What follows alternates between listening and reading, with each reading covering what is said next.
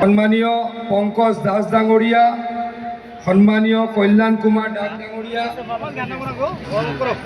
স্বপন মজুমদাৰ ডাঙৰীয়া, লালমোহন দাস ডাঙৰীয়া, বাবুল জুলফিকাৰ আলী ডাঙৰীয়া, সমীৰুদ্দিন আহমেদ ডাঙৰীয়া, চাহাবুদ্দিন আহমেদ ডাঙৰীয়া, দিবাকৰ মেধি ডাঙৰীয়া, আজাহাৰ চাইফুল ডাঙৰীয়া, জুৰান আলী মাষ্টৰ ডাঙৰীয়া, মটুৱাৰ আলী ডাঙৰীয়া, নুৰ শাহিন ডাঙৰীয়া, আমাৰ অগপ আৰু ভাৰতীয় জনতা পাৰ্টিৰ মোৰ শ্ৰদ্ধাৰ মঞ্চত উপবিষ্ট নেতৃবৃন্দ, মোৰ শ্ৰদ্ধাৰ অতিকৈ শ্ৰদ্ধাৰ গোৱালপাৰাবাসী ৰাইজ, আৰু কেইদিন আছে ইলেকশ্যনলৈ? 4 দিন আছে, হয়নে?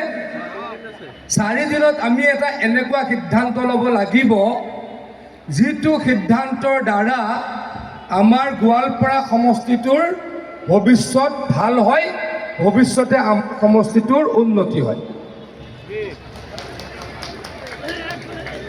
আজি আমাৰ এই সমষ্টিটোত শাসকীয় দলৰ বিধায়ক নাই। শাসকীয় দলৰ বিধায়ক নোহোৱাৰ কাৰণে বহু ক্ষেত্ৰত বিধায়কজনে কাম নকৰে, কৰিব নোৱাৰে, আৰু তাৰ ফলত কাৰ কষ্ট হৈছে? আমাৰ সাধাৰণ ৰাইজৰ কষ্ট হৈছে, আমাৰ ৰাস্তা পথ বেয়া হৈছে, আমাৰ দলং কৰবাত নিৰ্মাণ আধা হৈছে, বিভিন্ন সমস্যা আমাৰ মাজত হৈ আছে। আজি 77ৰেও কয় যে অহা 9 তাৰিখে যি নিৰ্বাচন অনুষ্ঠিত হ'ব তাৰ যি ৰিজাল্ট 4 মে' তাৰিখে ওলাব, এই 4 মে' তাৰিখৰ ৰিজাল্ট কাৰ পক্ষে যাব? বিজেপি, এজিপি, ৰাভা যৌথ মঞ্চ, BPF মানে মিত্ৰজোঁটৰ পক্ষত যাব। আমি আকৌ চৰকাৰ বনাবলৈকে সক্ষম হ'ম নে নহ'ম? কওক, চৰকাৰ কোনে বনাব? চৰকাৰ কোনে বনাব? বিজেপি, এজিপিয়ে বনাব, হয়নে নহয়? কওক, এতিয়া চৰকাৰ বিজেপি, এজিপিয়ে বনাব, আৰু ইয়াৰ পৰা যদি আমিও আকৌ কংগ্ৰেছক জিকালোঁ বা যদি ক'ৰবাত ৰাইজৰ দলক জিকালোঁ, আকৌ সমষ্টিটো পিছুৱাই যাবনে নাযাব? কওক, যাবনে নাযাব? কওক।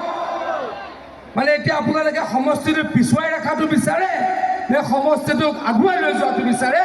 এই সিদ্ধান্ত আপোনালোকৰ, এই সিদ্ধান্ত আপোনালোকৰ। মই ক'ৰবাত আজিৰ পৰা 2 বছৰমানৰ আগতে এটা ভিডিঅ' দেখিছিলোঁ। ভিডিঅ'টোত পূব গোৱালপাৰাৰ বিধায়কজনে কৈছিলে মই বোলে গোৱালপাৰাৰ ৰজা। আপোনালোকৰ মনত আছেনে? আপোনালোকৰ মনত আছেনে যে ৰচিদ আমাৰ কি একে ৰচিদ আলমে কৈছিলে যে মই গোৱালপাৰাৰ ৰজা। আজিৰ তাৰিখত ক'ৰবাত ৰজা আছে নেকি ভাৰতবৰ্ষত? ৰজা আছে নেকি? কওক, ৰজাক লাগিব নেকি আপোনালোকে? কওক, আমাক কি লাগে? ৰাইজৰ সেৱক লাগে, হয়নে নহয়? কওক, আৰু নিজে কৈ দিয়ে, ইমান অহংকাৰ, নিজে কৈ দিয়ে মই গোৱালপাৰাৰ ৰজা। এই গোৱালপাৰাৰ ৰজা, আপোনালোক প্ৰজা নে কি? আপোনালোক প্ৰজা নেকি? আপোনালোক প্ৰজা নেকি? ৰাজতন্ত্ৰ ক'ৰবাত আছে নেকি? এতিয়া আপোনালোকক ৰজাক লাগিব নে সেৱকক লাগিব? এই সিদ্ধান্ত আপোনালোকে ল'ব লাগিব। কি লাগিব? সেৱক লাগিব নে ৰজা লাগিব? কওক, কি লাগিব? সেৱক লাগিব নে ৰজা লাগিব?